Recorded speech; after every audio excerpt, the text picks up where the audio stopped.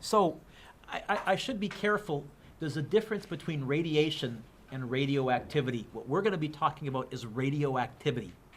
Radiation is, heat is a form of radiation, and that doesn't kill you. Light is a form of radiation, and that doesn't kill you. But radioactivity, there's our word of the day. Radioactivity is the release, that's the word release, Mr. Dueck, of high energy particles. I can't quite fit that in. Radioactivity is the release of high energy particles or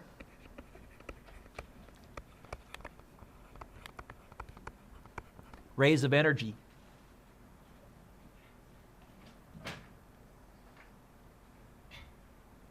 as the result of the, turns out, radioactivity is one of the things that happens in the nucleus, and that's why this is a bit of a change.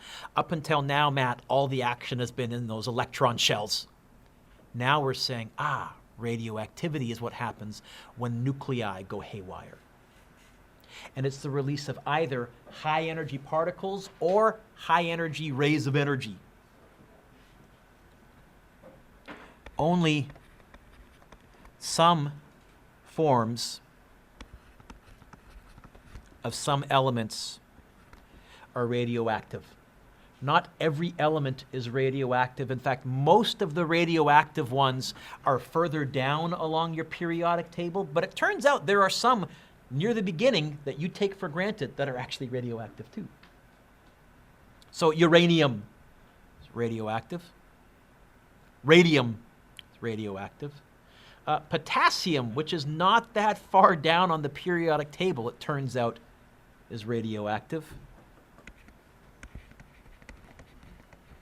Carbon is radioactive.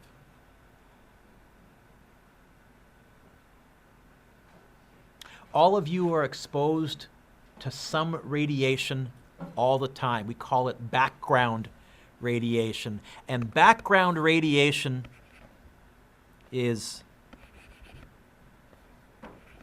everywhere. But background radiation is pretty much harmless.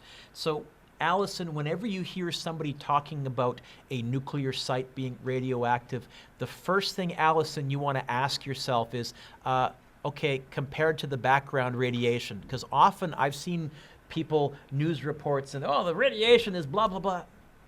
That's less than the background radiation. That's not something to be worried about, even though they're making a big song and dance about it. It's difficult to detect.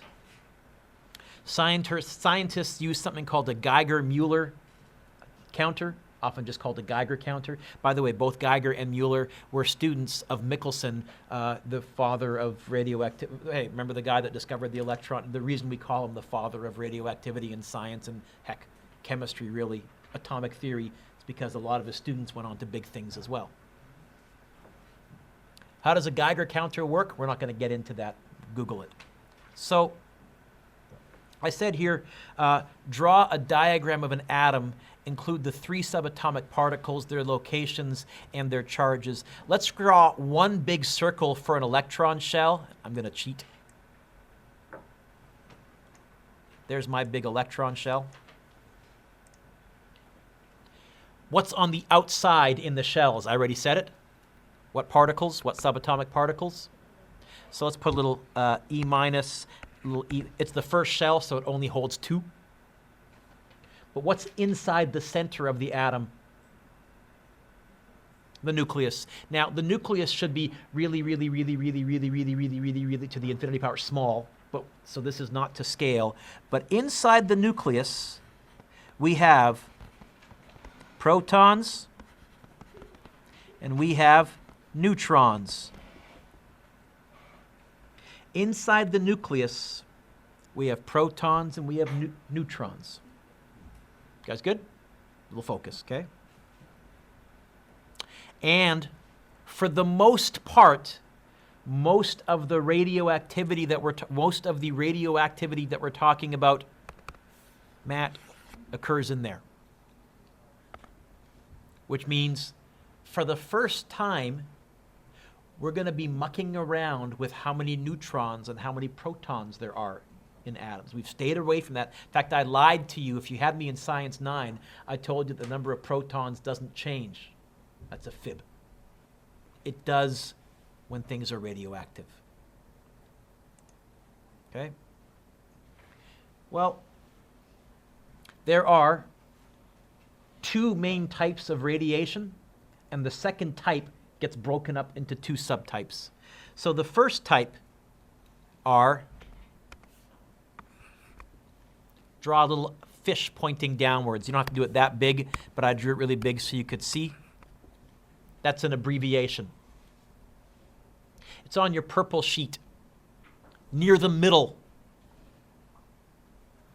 This is the abbreviation for gamma waves. The Incredible Hulk got part of the science right in that gamma rays do damage to you, but they're not going to make you turn green and get stronger. They're going to kill you over a long time.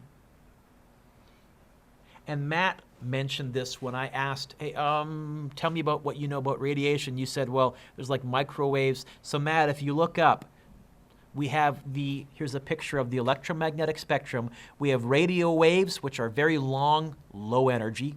Microwaves, which are a little bigger, but still pretty low energy. Infrared, we see stuff in this wavelength right here. This is the visible wavelength of light. Then you have, as you travel this way, you get higher energy.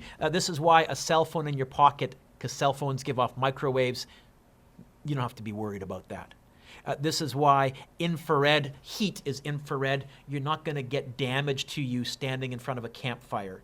Visible light, what can you get damage from? What do you have to be careful of? Why do we wear sunscreen? Yeah. But which type of radiation is it? Okay, UV, which is an abbreviation for? You can see that's higher on the energy spectrum. That's the first amount of radiation that has enough energy that if it hits your skin just right, it can knock electrons off of DNA, and your DNA controls everything. That's bad. Then X-rays, those have so much energy that they won't actually knock electrons off your DNA. They won't be stopped by your skin. They'll go right through you. And gamma rays have the biggest energy of all. They do real damage. If they hit any of your molecules or atoms in your body, then they're going to, Jasmine, owie, hurt, yucky. Okay? So gamma rays are a high energy form of radiation. They're waves. They are part of the, here's your word, electromagnetic spectrum. This you looked at way back in Science 8. You don't need to know this spectrum. You do need to know this, and I'll keep talking about it. But I'm a nerd, Matt. I can't resist showing you where it fits in on the stuff you've already seen before. So the first type of radiation, and you were correct in this, Julia, you said the word waves. Yes. But there's a second type of radioactivity.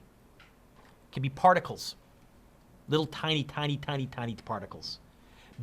Barely, well, some subatomic, some not subatomic.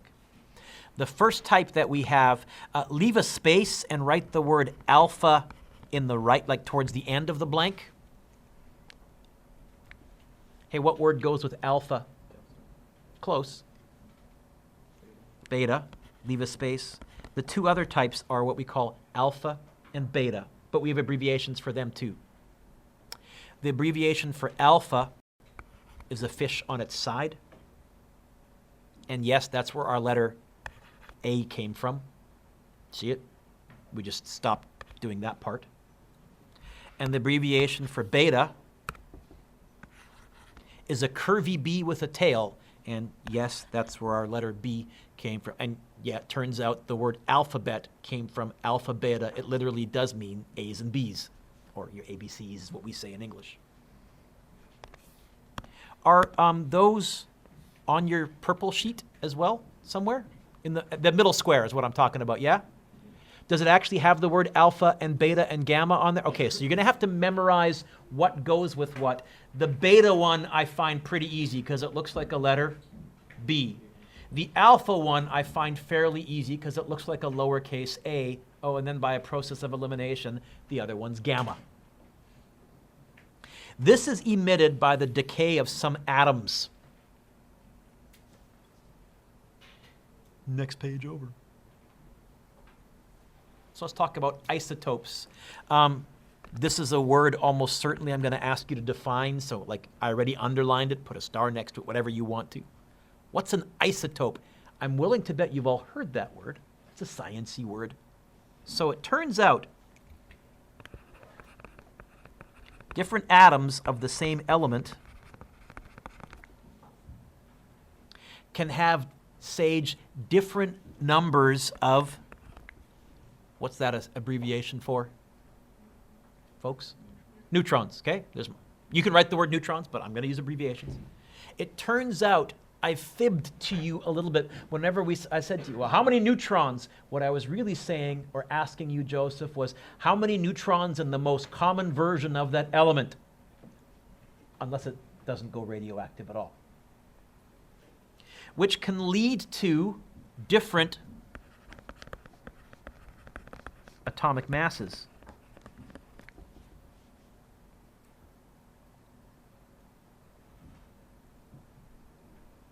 What does a proton weigh? We decided that a proton would weigh 1 atomic mass unit. We used that as our reference. That's why when you count the number of protons, that factors into the mass. That's also the atomic number. What does a neutron weigh? Almost exactly 1 atomic mass unit. It's different like on the 7th or 8th decimal place, but almost 1. What does an electron weigh? Almost nearly close to what? There's a reason you can't give me an answer. Think about it. What does an electron weigh? Psst.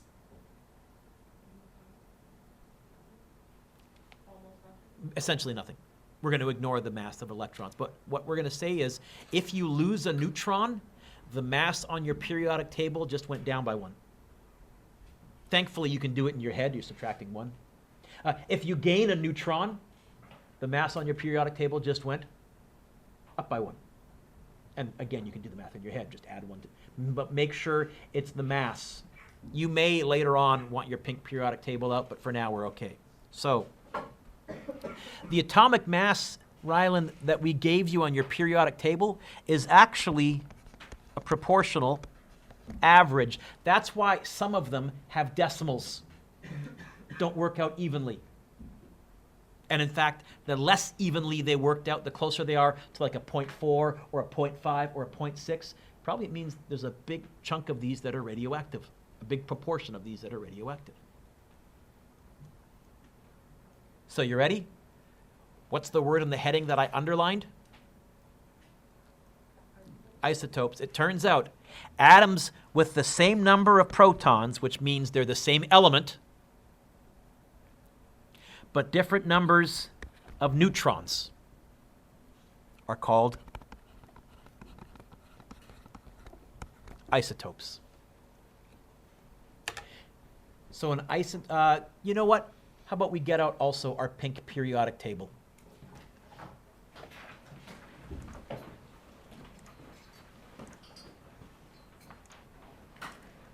Let's see, where's my periodic table? Let's bring it back into here. Copy, paste. So if I zoom way in, oh heck, let's look at potassium, which is element number 19. Mine's kind of blurry, sorry. It has an atomic mass of 39, which means normally, how many neutrons does it have? How do you figure out the neutrons? This you're going to need to be doing an awful lot, this unit. And this is why I said bring a calculator, but I think this one you can do in your head. How do I figure out how many neutrons it has? It's 20. How do I figure it out? 40 minus 20. Not 40 minus 20, because there isn't a 40 and there isn't a 20 here. Okay, potassium. How do I figure it out? Don't tell me the numbers. Tell me in English what, take away what. I'm looking for a word that begins with the letter M. Okay, the mass. Which is the mass on my periodic table? Top left or bottom left? Okay, bottom left. You can see there's a 0.1. That means some of these are radioactive. That's why it didn't work out evenly. It's mass minus atomic number, which is also the number of protons. And we said protons weigh 1, neutrons weigh 1. So 20. Not every potassium has 20 neutrons. Some have 21. Some have more, some have less. In fact, I said you could look at the table on 7.1. I'll show you in the textbook here. We have some common isotopes. Where's my table? That's figure 7.2. Figure 7.1. Where's table 7.1, Mr. Dueck? I should have written the page number. Here it is. Table 7.1. Turns out potassium has different isotopes. Did I put that table in your...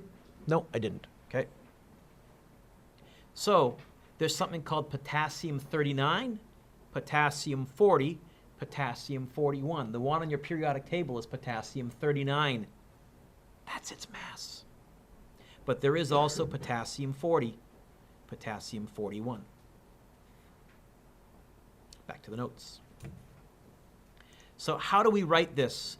Conlon, I want to have a maximum amount of information for a minimum amount of writing. So the standard atomic notation looks like this, where what goes where the X is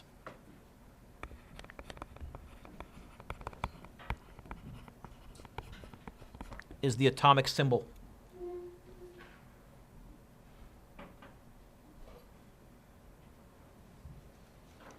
And this is going to be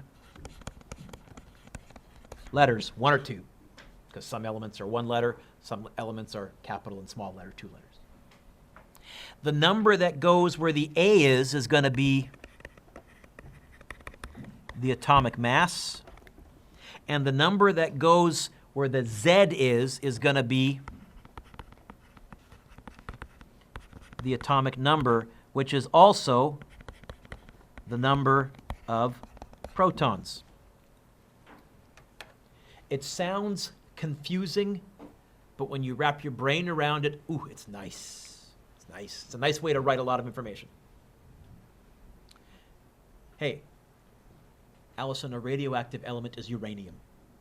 So there are many types of uranium. First of all, how can I tell at a glance that both of these are uranium? The symbol. Okay. How many protons does each of these have?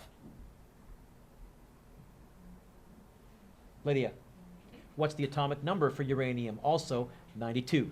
How many protons does it have? 92. Which one is heavier, the one on the left or the one on the right? The one on the right, by the way, it's also more unstable. It doesn't want to hang on. Oh, how many extra neutrons does the one on the right have? 3. How many neutrons grand total? So here's what we can get. There's a lot of information, Sage, from this, all right?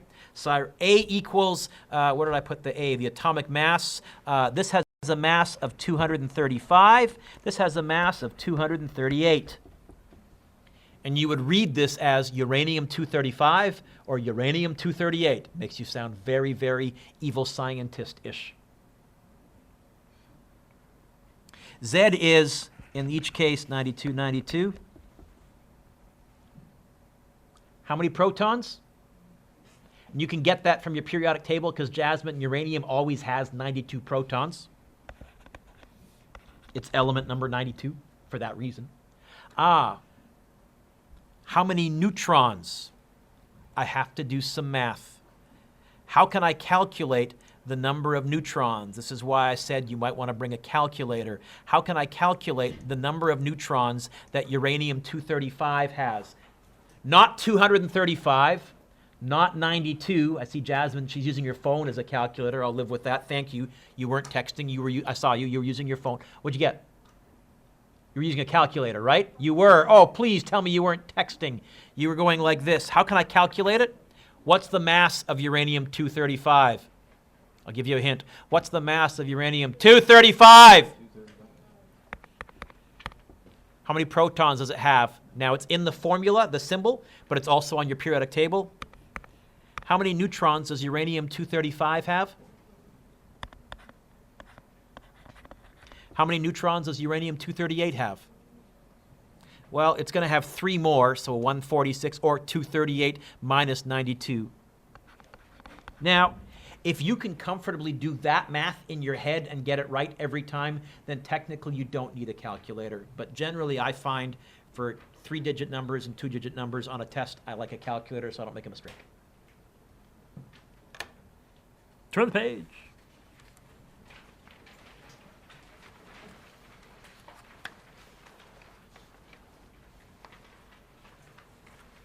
Potassium. Turns out, let me pause the video. Is that somebody at the door there? So there are 3 types of potassium. There's potassium-39, most common, potassium-40, and potassium-41. So how many protons does potassium-49 have? That doesn't show up here or here or here. It's potassium. That comes from my periodic table. Potassium is element number what? Find it. Rylan, what is it? 19. That's why I put a 19. That comes from your periodic table. Okay, it's its atomic number. That's how many protons it has. Now, how many neutrons will potassium-39 have? 20. What about potassium-40? 21. What about potassium-41? Okay.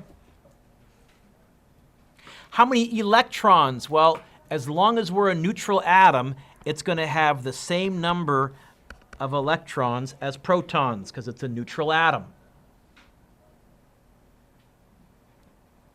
But how would I write this? You ready? What's the symbol for potassium? So all of these, it's going to be a big capital K. How many protons? What's its atomic number? So there's going to be a 19, a 19, a 19. But here's how I show that these are different isotopes. I have potassium-39, potassium-40, potassium-41. I wrote here, turn to page 290 to see the potassium breakdown on a typical banana. You don't need to, I'll bring it up right here. All of you, every time you have a banana, I guarantee you are having some radioactive elements. Really, Mr. Dueck? Yep. Typical banana, about 93.26% are stable, nice potassium. About 0.01% are potassium-40 with 1 extra neutron. 6.73% are potassium-41 with 2 extra neutrons. And this is why I want you to realize that people in some ways, Jasmine, overreact to radioactivity. You're surrounded by it 24/7. You eat it for Pete's sakes. Not all radiation is enough to do some damage.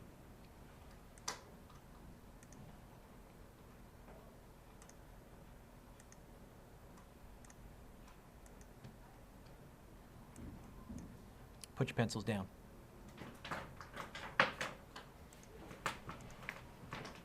So in the video that we just watched, he mentioned radioactive decay. He said the reason Fukushima is so much higher than Chernobyl is it hasn't had time to decay.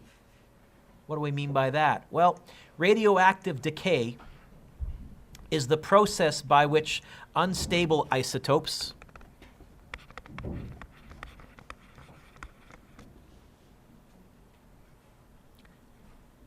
in particular their nuclei, which is the plural of nucleus, lose energy by emitting radiation, either gamma rays or alpha particles or beta particles. And we'll talk about all 3. So atoms are only radioactive if their nucleus is unstable. Come on, pen.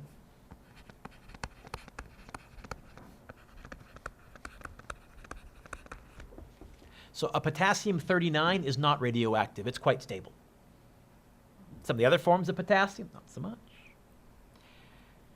It is difficult, without going into quantum theory, to predict which, if any, isotope of an element will be radioactive, but you will have a table in your data package. Which are the big four that I mentioned in your data package on the purple sheet?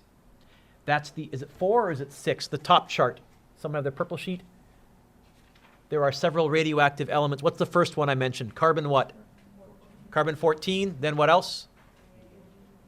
Uranium 235, what else? Potassium, what's the next one? Uranium 238, so 2 types of uranium, and thorium 2. Those are the ones that we're going to become familiar with.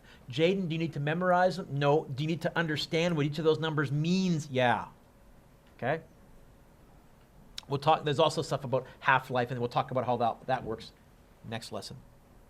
So, isotopes that are unstable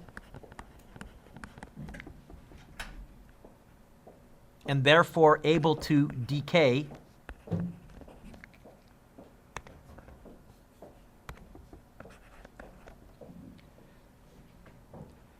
are called radioisotopes.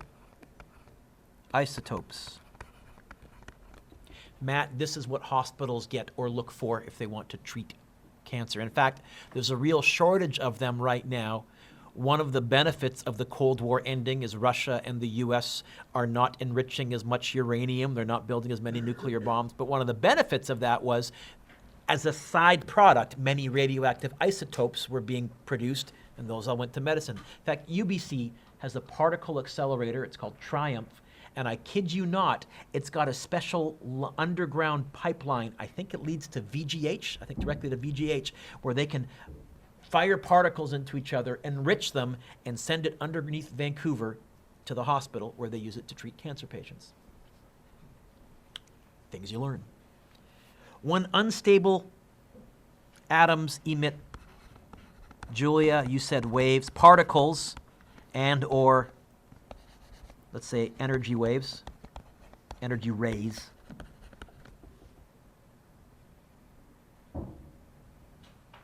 We say that they have undergone, here's our fancy word,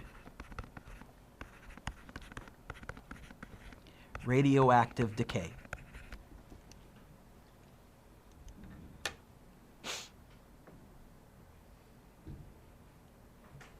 As an example, turns out uranium-238 goes through an impressive 14 decay steps and eventually becomes stable. What's PB? Lead. This is finally, Tyra, I had you for Science 9 last year. I lied to you last year. I told you that, the number of protons doesn't change, because if the number of protons changes, the element changes. I fibbed. In radioactivity, uranium, which has 92 protons, can turn into lead, which has, how many protons does lead have? Got your periodic table, anybody? 82? It loses 10 protons along the way. And it's a fairly impressive one. So watch, you ready? We have our chart here. Here's the atomic number, here's the atomic mass. So this one right here is uranium-238. Wham! It decays into, what's TH? Thorium or thallium? Is it thorium? It's element number 90.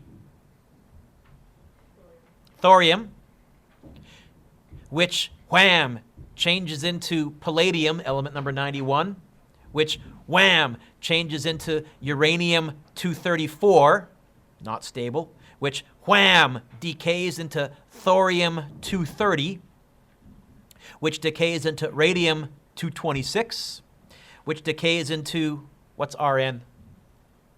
It's element number 86.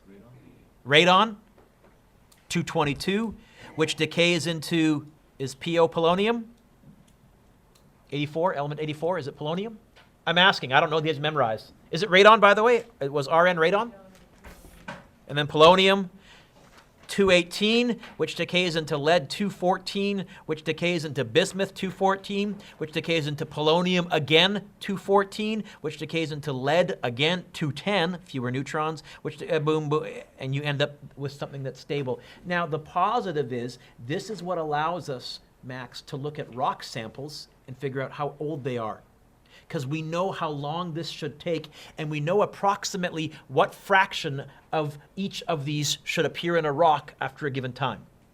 So we'll talk later on about radioactive dating. Is that a hand up? PA is what? Protactinium? I said it was palladium. I think palladium is PL. Protactinium. You guys should have argued with me. I don't have my, oh, here's my periodic table. I can look now too. So that's pretty impressive. This is going on all around us. We have alpha decay is in red and beta decay is in blue. Oh, when beta decay happens, look up, look up, look up, look up. It looks like when you have beta decay, you gain a proton. When you have alpha decay, you lose how many protons? Two. Oh, okay. Here's some isotopes of carbon, for example. We have carbon-12, which is stable, carbon-13, which is stable. Carbon-14 is unstable. You would write it as 14C6, carbon-14. 14 neutrons, still has 6 protons. Sorry, 14, a mass of 14, 6 protons, has 8 neutrons, but it's much, much happier with 6 neutrons. Almost all the carbon atoms are carbon-12. But 1 atom in 1 trillion is carbon-14. This is what you have on your formula, on your reference sheet. Carbon-14, uranium-235. So what does carbon-14 as a parent isotope turn into?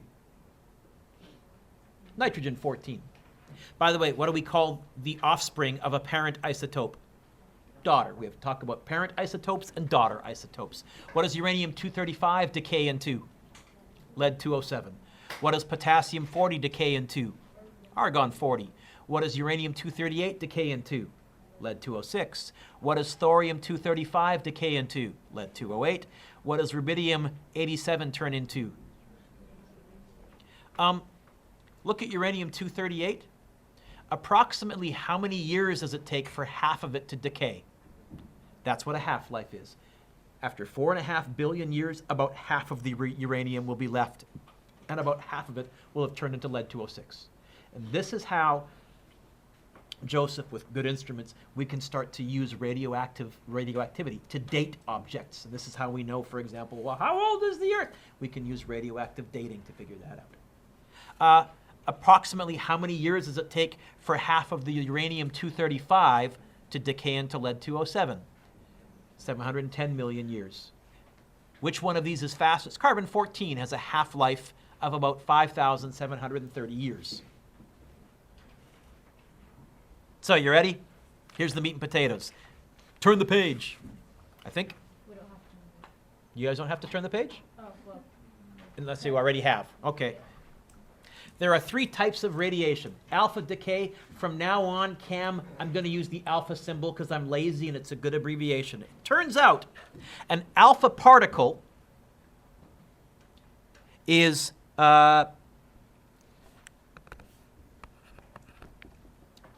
what's N0 an abbreviation for? N2. An alpha particle is 4 things. It's 2 neutrons and 2 protons. Oh, what's its mass then? What does 1 proton weigh? 1. 1. What does 1 neutron weigh? Almost exactly 1. I'm going to say 1 from now on. So if it's a total of 2 protons and 2, what's its mass? 4. 2 protons, 2 neutrons makes 4. Okay? In fact, it's written as this.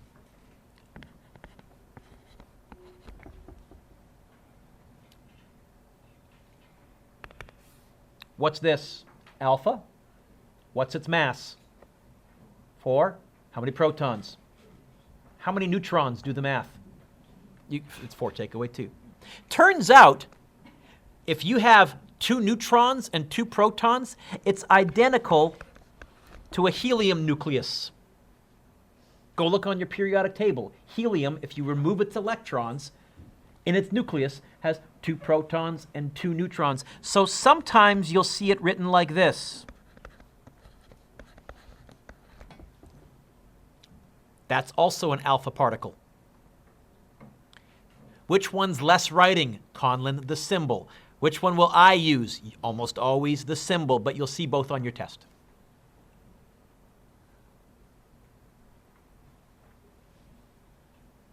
Then there's what we call beta particles. Turns out all a beta particle is the remaining subatomic particle. What's left? I've got neutrons, I've got protons. What's left? Turns out a beta particle is that. What's the symbol for beta?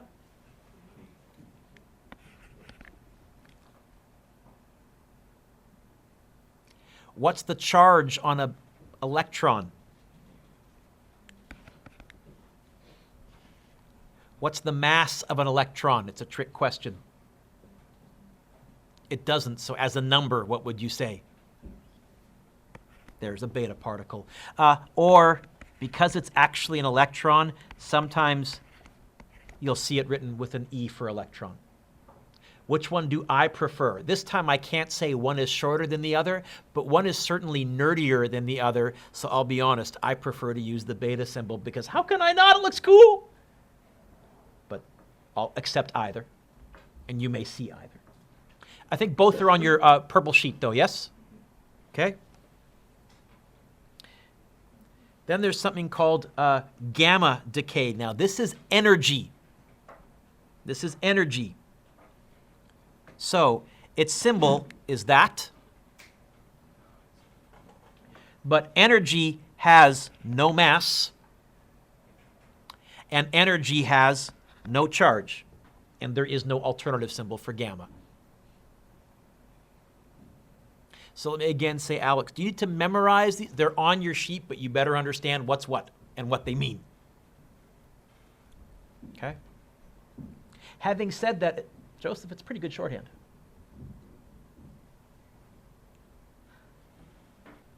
Let's talk more about alpha decay. So, an alpha particle is identical to a helium nucleus. This is repeating myself, but you guys are teenagers and repetition is important. It contains 2 protons and 2 neutrons. In fact, there's a lovely picture.